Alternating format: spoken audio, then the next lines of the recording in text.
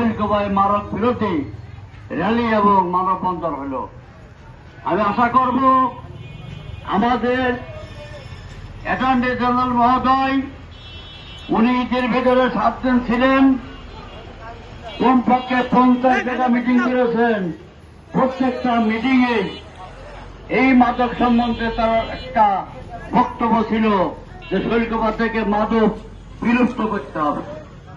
যারা মাদক ব্যবসায়ী করে আপনারা জানিয়ে তাদের নাম ঠিকানা আপনারা থানার ওসি সাহেবের কাছে দেবেন অথবা আমাদের কাছে দেবেন, আপনাদের নাম গোপন রাখা হবে।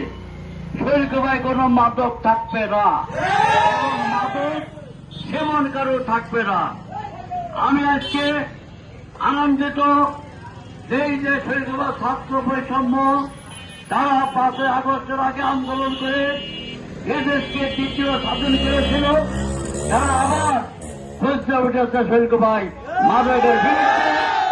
আমি দোয়া করি তারা যেন এই শৈলকুপাকে মাদক মুক্ত করতে পারে এবং আমাদের দলের পক্ষ থেকে সার্বিক সহযোগিতা কামনা করি এবং সার্বিক সহযোগিতা করব ইনশাআল্লাহ। এই কথা বলে তোমরা এগিয়ে যাও, আমরা তোমাদের সাথে আছি, এই কথা বলে আমার কথা শেষ করলাম।